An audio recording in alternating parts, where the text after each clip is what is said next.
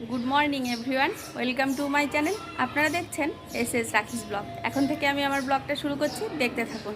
দেখুন গাছে কত ফুল ফুটেছে জানেন, 10টা জবা ফুল। কার না মনটা ভালো হয়ে যাবে বলুন? সকালবেলা ঘুম থেকে উঠে সত্যিই মনটা ভালো হয়ে গেছে গাছটা দেখে। এই দেখুন ফুলগুলো আপনাদের ব্যাক ক্যামেরা করে দেখিয়ে দিলাম। বেশ লাগছে না ফুলটা? আর ছোট্ট গাছে 10টা ফুল ফুটেছে তো, খুব সুন্দর লাগছে। আর এই দেখুন একটা গন্ধরাজ ফুলও ফুটেছে, ছোট্ট গাছ কিন্তু ফুলটা অনেক বড়। আর তার সঙ্গে এই যে বেলি ফুল, আর এই যে পত্তলিকার কালারটা দারুণ না? আর সকাল সকাল পান্তা ভাত নিয়ে বসে গেছি, গন্ধরাজ, লেবু, কাঁচা লঙ্কা, পেঁয়াজ আর আলু ভাজা। আর আপনারা দেখে হয়তো অবাক হয়ে যাচ্ছেন যে সিমেন্ট বালি নিয়ে আবার রাখি কী শুরু করলো। হ্যাঁ, সিমেন্ট বালি নিয়ে আমি একটা কাঠের উনুন বানাবো। কাঠের উনুনটা দেখুন আমি কেমনভাবে বানাই, আর শেষ পর্যন্ত অবশ্যই দেখবেন কিন্তু ভিডিওটা, মাঝখান থেকে স্কিপ করে চলে যাবেন না। এই যে জল দিয়ে আমি ভালো করে সিমেন্ট বালি সব কিছু মিশিয়ে নিয়েছি। এটা কিন্তু আমার বিশেষ জ্ঞান নেই, কিন্তু এই যে মিস্ত্রিরা যে কাজ করছিল তাদেরকে দেখেই আমি দেখেছি যে এরকমভাবেই সিমেন্ট মাখাতে হয়। তা না হলে নাকি যে সিমেন্টে কেমিক্যালটা থাকে সেটা জলের সঙ্গে বেরিয়ে চলে যাবে। এই জন্যে এরকমভাবে আমি মেখে নিলাম, আর একটু শুকনো শুকনো করেই মেখেছি। তারপরে একটা কালার যে বালতিটা দেখছেন, এই বালতিটার মধ্যে, যাতে বালতিটা নষ্ট না হয়, এই যে ঢালাইয়ের যে প্লাস্টিকটা সেটা আমি ভেতরে দিয়ে নিয়েছি। তারপরে ওর মধ্যে একে একে সিমেন্ট দিয়ে নিয়েছি, এই যে সিমেন্ট মাখাটা আর কি। পরের দিন আর আমার সবুজ হয়নি, ব্যাস যেই বের করেছি বালতিটা থেকে অমনি উনুনটা ভেঙে গেল। তারপরে আর কি করব, ফেলে দেবো? কর্তা বলেছিল ফেলে দাও, এটা আর কোনো কাজে আসবে না। আমি দেখলাম না, ফেললে তো হবে না। ছেলেকে বললাম একটু যা সিমেন্ট নিয়ে আয়। আর একটু বালি ছিল, বালি দিয়ে সিমেন্ট দিয়ে একদম কাদা কাদা করে মাখিয়ে তবে উনুনটা আমি ঠিক করেছি। আর কেন পারবো না বলুন তো? মেয়েরা তো সৃষ্টি করতে পারে, তাই না? আর একটা মেয়ে যদি চায়, একটা ভাঙা সংসারকেও জোড়া লাগতে পারে। আর এটা তো একটা উনুন, তাই না? নিশ্চয়ই পারবো। এই মনে জোর নিয়ে কোমরে গামছা বেঁধে লেগে পড়লাম। এই দেখুন বেশ হয়েছে না? তারপরে শেষ পর্যন্ত দেখুন উনুনটা কত সুন্দর লাগছে দেখতে। আর পাজেল যেমনভাবে সলভ করে, ঠিক সেরকমভাবে আমি পাজেলের মতনভাবেই এটা আমি দেখে নিচ্ছিলাম যে কোনটার সঙ্গে কোন টুকরোটা যাবে, কিন্তু শেষমেশ আর মাথায় ছিল না। তারপরে আবার নতুন করে আমার করতে হয়েছিল। প্রথমে একটু জলের ছিটা দিয়ে নিয়েছি, আর এই যে টুকরোগুলো সব এক জায়গায় করে নিচ্ছি, তাহলে বারবার উঠতে হবে এই জন্য। আর এই যে বস্তাটা পেতে নিয়েছি কেন জানেন তো? সিমেন্টের বস্তাটা, যাতে নিচে আর নোংরাটা না হয়। আর একটা প্লাস্টিক, যে ঢালাইয়ের প্লাস্টিকটা ছিল, তার মধ্যেই আমি বালি সিমেন্টটা মেখে নিয়েছি, যাতে বেশি নোংরা না হয়, আমার বেশি কষ্ট না হয় এই জন্য। আর হাতটার যা অবস্থা হয়েছে না, কি বলবো, পুরো খেয়ে জ্বালা করছে হাতটা। আর সিমেন্ট তো হাত দিয়ে মাখাতে নেই, কিন্তু আমরা তো আর পাকা মিস্ত্রি না যে কুন্নি দিয়ে করতে পারবো। আর অবশ্য আমার কাছে কুন্নি ছিলও না। এই দেখুন, দেখেছেন হাত দিয়ে পুরো এই যে সিমেন্ট বালিটা পুরো কাদার মতন করে মেখে নিয়েছি।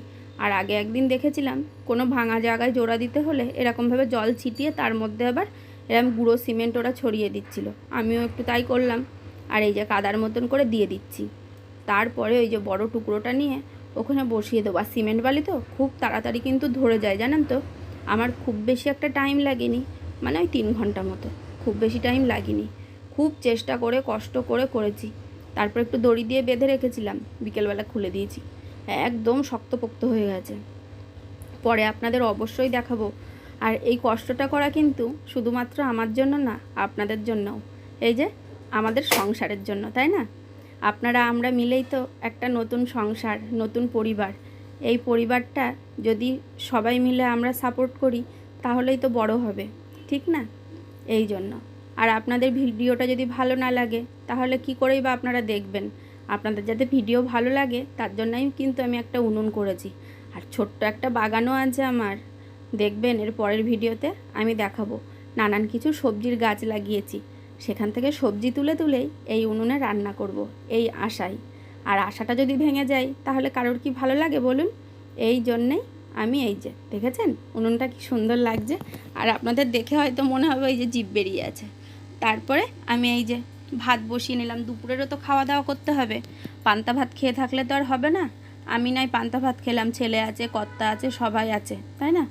এই যে মাংস নিয়ে ম্যারিনেট করে রেখে দিয়েছিলাম আমি। আর কাটা কুটি রান্না বান্না কোনো রেসিপিই আপনাদের দেখাতে পারিনি, কিন্তু দেখুন দিনের শেষে থালাটা কেমন লাগছে সাজানো গোছানো। বেশ না? এর সঙ্গে কিন্তু আমের চাটনিটা আপনাদের আর দেখানো হয়নি। এই দেখুন, থালাটা দেখে কিন্তু বেশ লোভ লাগছে, তাই না? আর মাংসটা কিন্তু দারুণ হয়েছিল। আর তারপর সেই রাত্রিবেলা আপনাদের সঙ্গে চলে আসলাম। একটু বাজারে গেছিলাম, মুদিখানার সব মাসকাবারি বাজার করতে। তার সঙ্গে একটা স্টিলের ছোট্ট একটা বালতি নিয়ে এসেছি। আর এই দেখুন, আমার কর্তা এখন এই যে চালটা ঢেলে দিচ্ছে। কি বলেন তো, আমি না এই বস্তাটা তুলে চালটা ঢালবো, চারিদিকে ছড়িয়ে যাবে, পারবো না। কর্তাই এটা করে। আর কত কি নিয়ে এনেছি দেখুন, 1 কিলো সার্ফ, সব কিছু। আর 2টো বালতি মিলে চালটা ঢেলে রাখছি, তাহলে সুবিধা হয়। আর একটা বালতিতে ধরবেও না। আর আমি কিন্তু কোনো চালের ড্রাম ব্যবহার করি না, এই রকম বালতির মধ্যেই রাখি। রঙের বালতি তো বেশ শক্তপোক্ত হয়। এই যে 1 kilo Surf Excel, chowmein, 2 litre তেল, একটা কলগেট, তারপরে দেখুন এই যে তরকার যে ডালটা হয় না, গোটা মুগ, সেই মুগ ডালটা, মুসুরির ডাল 1 কিলো, সব কিছুই 1 কিলো 1 কিলোই নিয়েছি। আর আমি না ভীষণ ঘুগনি খেতে ভালোবাসি, তার জন্য ঘুগনির মটর নিতে কিন্তু একদম ভুলিনি। আর এটা হলো মুগ ডাল, সোনা মুগ। আর সোনা মুগটাই বেশি ভালো লাগে। একটু মটর ডাল এনেছি ভিজিয়ে, যাতে একটু বড়টারা করা যায়। আর একটু জিরে, ভিম লিকুইড। আর আমি ভিম লিকুইড দিয়ে বাসন মাজতেই বেশি ভালোবাসি, তার জন্য ভিম লিকুইড এনেছি। আর 2টো লবণের প্যাকেট এনেছিলাম, একটা আমি ঢেলে নিয়েছি আগেই, কেন লবণ বাড়ন্ত হওয়াটা একদম ভালো না। আপনারাও কিন্তু খেয়াল রাখবেন। আর অবশ্যই ভিডিওটা লাইক, শেয়ার এবং সাবস্ক্রাইব করবেন।